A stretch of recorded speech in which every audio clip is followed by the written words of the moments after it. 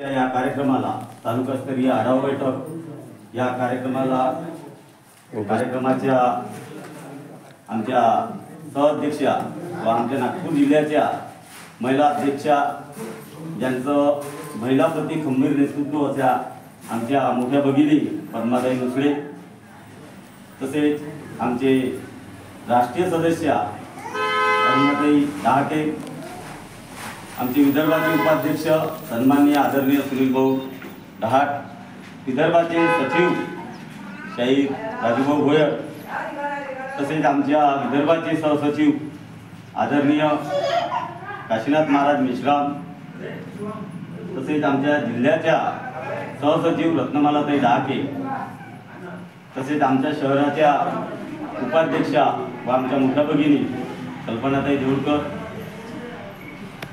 उमरेड तालुका अध्यक्ष आदरणीय रंगनाथजी बोरीकर व ज्यांनी सूत्रसंचालनाचं फार मोठं कार्यभार सांभाळला असे आमचे विदर्भाचे महासचिव, जे आपल्या फोटोग्राफी या क्षेत्रातून सुद्धा या लोककला सेवा मंडळाचं कार्य चालवत असतात असे आमचे सुनील भाऊ चौधरी, आमचे कुही तालुक्याचे नव्यानंच अध्यक्षपदी निवड झालेले केवलरामजी शेंडे, आमचे सावनेर तालुक्यातून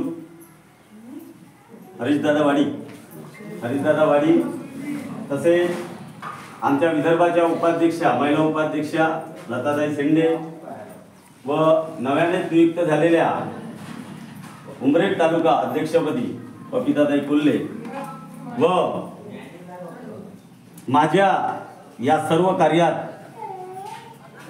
आम्ही हे जे लोककला सेवा मंडळाची धुरा जे माझ्यासोबत घेऊन चालत असतात असा माझा लहान बंधू व उमरेड विधानसभा क्षेत्राचे विधानसभा प्रमुख सन्माननीय शाहीर भगवानजी वानखेडे, तसेच माझ्यासोबत आलेल्या पारसुणी तालुक्यातून माझी सहचारणी दत्ताताई कडू व या उमरेड तालुक्याच्या कोषाध्यक्षा भाग्यश्री वानखेडे उपस्थित उमरेड तालुक्यातील लोककला सेवा मंडळाचे सर्व पदाधिकारी।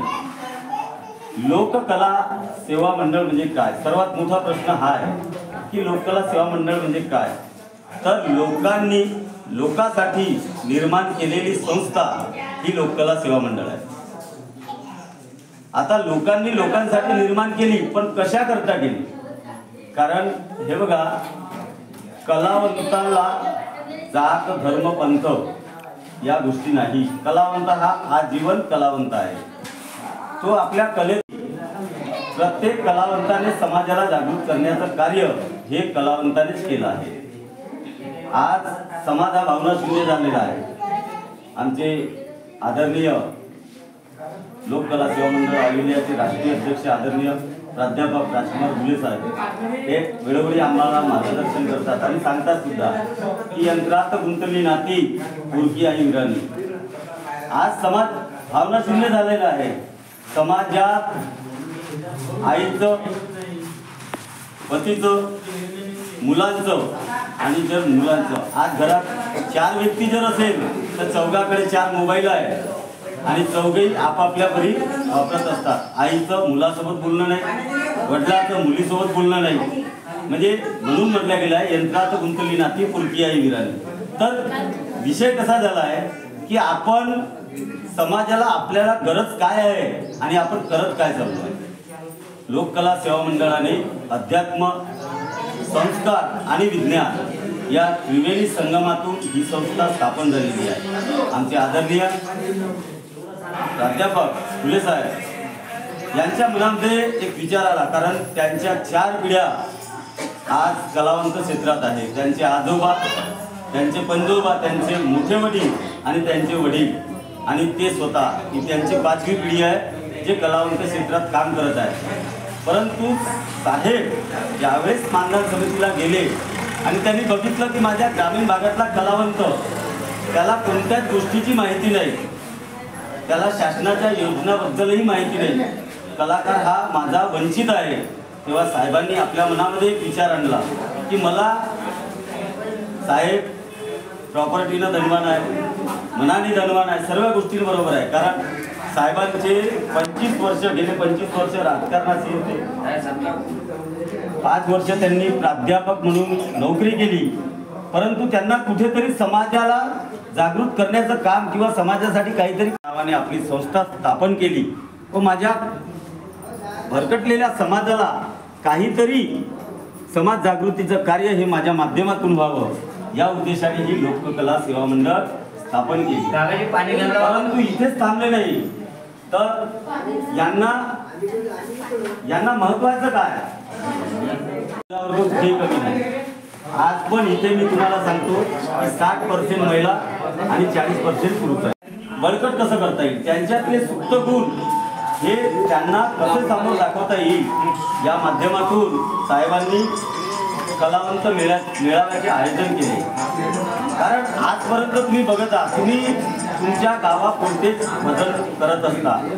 तुम्हाला जर एखाद्या तालुकास्तरीय ठिकाणी किंवा तालुकास्तरीय मेळाव्यामध्ये जर तुम्हाला बदल करायचा आहे तर आपली हिंमत पाहिजे.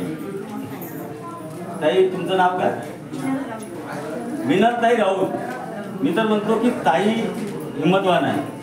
कारण ज्यावेळेस त्यांनी गायनाला सुरुवात केली, कारण कलावंताची एनर्जी लक्षात ठेवा, त्याच्यातील तो जो प्रकार असतो त्यांना ओढ होती, माझ्यामध्ये सुप्त गुण लपलेले आहे आणि मला इथे बसलेल्या लोकांना दाखवायचे आहे. तर ही हिंमत कुठे आली, त्यांच्या कशी आली, त्या आज इथे आल्या. त्यांच्यामध्ये गुण आहे ना. प्रत्येक आपल्या भारतामध्ये 64 पौराणिक कला आहे. कुणाला स्वयंपाकाची ओढ आहे, कुणी पुण्याच्यामध्ये कलेमध्ये पारंगत आहे, कुणी पुण्या कलेत, तसंच कुणी वाद्यामध्ये पारंगत आहे, तर कुणी गायनामध्ये पारंगत आहे. मला ताईने ज्यावेळेस गायनाला सुरुवात केली त्याच वेळेस मला, कारण मी एक कलावंत म्हणून तुम्हाला सांगतो, ज्यावेळेस त्यांनी सुरुवात केली तो गुण खरा कलावंताचा आहे, खऱ्या कलावंताचा. कारण कलावंत चाहे महिला असो की पुरुष असो, त्याने सर्वात प्रथम आपला गुण जगाला दाखवायचा आहे आणि ते दाखवण्याकरता आपल्याला समोर यावं लागेल. आजपर्यंत स्त्री, मूल आणि चूल या गोष्टीपर्यंतच निर्भय होती, परंतु आज सरकारने महिलेला 50% आरक्षण दिलं आहे. आज पुरुषाच्या खांद्याला खांदा लावून चालण्याचं कार्य ही स्त्री करत आहे. आणि म्हणून साहेबाच्या मनाला वाटलं की आपण पुरुष वर्ग तर येणारच, परंतु महिलांना कुठेतरी त्यांना सन्मानाचं व्यासपीठ मिळावं, त्यांना त्यांच्या हक्काची जागा मिळायला पाहिजे. म्हणून साहेबांनी लोककला सेवा मंडळामार्फत सर्व महिला असो की पुरुष असो, सर्वांना समानतेची वागणूक देण्याचं कार्य हे आमचे आदरणीय प्राध्यापक राजकुमार घुले साहेब आपल्या लोककला सेवा मंडळ या माध्यमातून करत आहेत. हे आय कार्ड जरी आज 200 रुपये 150 रुपयाचं आहे तुम्हाला सांगतो, परंतु याचं महत्त्व इतकं लाख मोलायचं आहे का तुम्ही याच्यापासून काय घेऊ शकता हे तुम्हालाही माहिती, तुम्हालाही याची जाण येणार नाही. हे जरी 200 रुपयाचं आज आहे, परंतु याची किंमत लाखाच्या वर आहे. जशी आपली किंमत कोणी करू शकत नाही तसं या आय कार्डचं महत्त्व आहे. आज मला एक सांगा, मी करंबाळवरून उमरेडला आलो, मला 3 ठिकाणी पोलीसवाले भेटले, माझ्यासोबत माझा परिवार होता. मी तुम्हाला सांगतो, याच्या आधी आमचे आदरणीय काशीनाथ महाराज मेश्राम तुहीवरून सावनेरच्या मेळाव्याला ज्यावेळेस आले, त्यांची गाडी खापरखेडा टी पॉइंटला म्हणजे आशा हॉस्पिटल जवळ थांबवण्यात आली. यांच्या गळ्यामध्ये, यांच्या गाडीमध्ये सर्व लोक आय कार्ड घालून होते. पोलीसवाल्यानं बघितलं आणि यांना म्हटलं तुम्ही जाऊ शकता, कारण इथे लिहिलंच ते आहे लोककला सेवा मंडळ. म्हणजे आपल्याकडे बघण्याचा दृष्टिकोन हा समोरच्याचा बदलतो. आज मी तुम्हाला सांगतो, आम्ही दोघे भाऊ ज्यावेळेस कला क्षेत्रात जरूर होतो, परंतु आम्हाला ओळखत नाही, कोणीच नाही ओळखत होतं. कारण आमच्या कलेमुळं ठीक आहे आम्हाला ओळखत होते, परंतु आमची पर्सनली ओळख कुठं होती. आज आम्ही लोककला सेवा मंडळाला 1 वर्ष आजची तारीख 23, म्हणजे 1 वर्ष 15 दिवस या संस्थेला मला झाले. परंतु मी सांगतो की आज कलावंत म्हणून मला अख्ख्या महाराष्ट्रात ओळखलं जातं. अख्ख्या महाराष्ट्रात 8 जिल्ह्याच्या अध्यक्षाचे मला फोन येते. कशामुळे मिळाली मला ओळख? या लोककला सेवा मंडळामुळे. आजपर्यंत मी माझ्या गावापुरता, माझ्या तालुक्यापुरता किंवा माझ्या जिल्ह्यापुरता गायकाचा कलावंत किंवा शाहीर म्हणूनच ओळखल्या जातो. परंतु आज मला अशी ओळख मिळाली आहे की नागपूर जिल्ह्याचे अध्यक्ष, या संस्थेचा उगमस्थान ज्या ठिकाणून आहे त्या जिल्ह्याचा अध्यक्ष म्हणून आज मला 8 जिल्ह्याचे अध्यक्षाचे फोन येतात। हे सर्व पदाधिकारी माझ्यापेक्षा जरी वयानं मोठे आहे किंवा पदाने मोठे आहे आणि हे कार्य करण्याचं काम आपल्याला आपल्यातला कलावंत जागृत करायचा आहे। आपण जोपर्यंत आपला कलावंत जागृत करणार नाही तोपर्यंत आपण समाजाला दशा आणि दिशा दाखवू शकत नाही। हे कार्य आपल्याला या संस्थेमार्फत करायचं आहे। भाऊनी सांगितलं मानधन हा विषय तुम्हाला सांगतो या संस्थेचा नाही आहे, परंतु तुम्हाला संस्था त्या लायकीची बनवणार। कारण कसं आहे, शासनाच्या योजना 19 प्रकारच्या योजना ह्या कलावंताकरता असतात, आहेत भरपूर योजना आहे, परंतु तुम्हाला त्याची जाणच नाही। आता आम्ही शेवटच्या टोकापर्यंत जातो आणि तुम्ही ग्रामीण भागातले आहात। आपल्या ग्रामीण भागामध्ये सर्वात मोठा गैरसमज हा झालेला आहे, तुम्हाला सांगतो की हे आयकर बनवून आम्हाला मानधन मिळणार, म्हणून आपल्या डोक्यात असलेला हा विषय सर्वात आधी काढायचा। दुसरा विषय, आजची जी हे आढावा बैठक घेण्यात आली याचा महत्व काय? आज भगवान बंगळे तसेच आदरणीय रमणाजी बोईकर यांनी या उमरेड तालुक्याची धुरा आपल्यावरती सांभाळली। या आपल्या संस्थेचा नियम होता की प्रत्येक तालुक्याला 28 लोकांची कमिटी तयार करणे। आज 1 वर्ष झालं, 1 वर्षानंतर त्या कमिटीचा आढावा घेणं हे त्या जिल्ह्याचं काम असते, जिल्हा अध्यक्षाचं काम असते, म्हणून ही आढावा बैठक घेण्यात आली होती।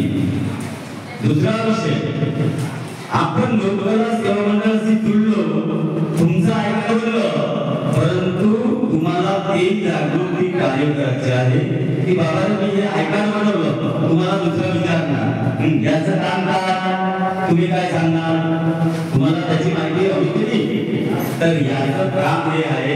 आज मला हे सांगा, हे ऐकायला जर तुमच्या घरी बनलं, काकू तुमच्या घरी नातवंड तुमच्या नातवंडाने जर हे ऐकायला बनवलं तर त्याच्या मनामध्ये त्याचा बुद्धीचा विकास होईल। तो एक वेगळ्या नजरेने माझ्या आजीबाईने हे ऐकायला बनवलं धार्मिक वृत्तीचा आहे, म्हणून आज तुम्ही जर आपल्या घरी भजन म्हणत असाल तर तुमचा नातू तुमच्या बाजूला येऊन बसेल आणि त्याचे विचार बदल की माझी आजी भजन म्हणत आहे मलाही म्हटलं पाहिजे, म्हणजे तो आपल्याला अशा प्रकारे समज होता।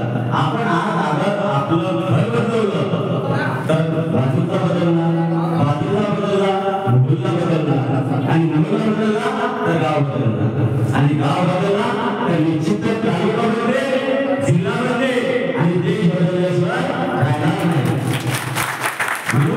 आमचे आदरणीय प्राध्यापक राजकुमार गुरु साहेब सांगत असतात की आपल्याला कलावंत म्हणून समाज घडवायचा आहे, समाज घडला तर देश निश्चितच घडल्याशिवाय राहणार नाही आणि हे कार्य आपण कलावंत म्हणून करायचे आहे।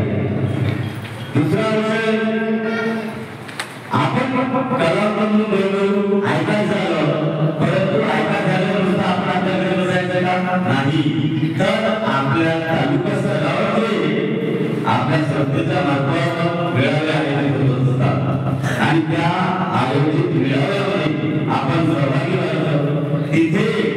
तिथे तुम्हाला अंकाचं व्यासपीठ भेटत आणि तिथे तुम्हाला आपली कला दाखवायची आहे, तिथे कला दाखवायची आणि त्यानंतर आणि त्या कार्यक्रमाचे प्रमाणपत्र आपल्याकडे असणं गरजेचं असते।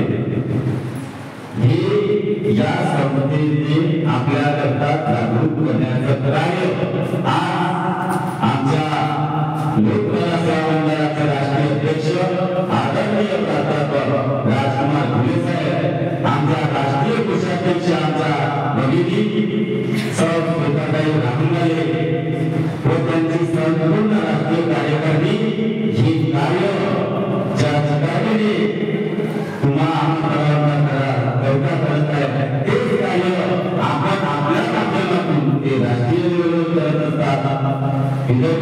पदाधिकारी विभाग करत आहे, जिल्ह्याचे पदाधिकारी जिल्ह्यावर करत आहे आणि तालुक्याचे पदाधिकारी तालुक्यावरती करत आहे. तर आपण गावातील पदाधिकारी आपण सुद्धा आपल्या गावात केलं तर निश्चितच आपण समाज करू शकू. हेच आपल्याला ग्रुप करायचं आहे. यानंतर कुणाला जर काही शंका असेल तर तुम्ही आपले प्रश्न माझ्यासमोर मांडू शकता. तुम्हाला तुमच्या प्रश्नाचे उत्तर देण्याचा प्रयत्न करतो. सांगा.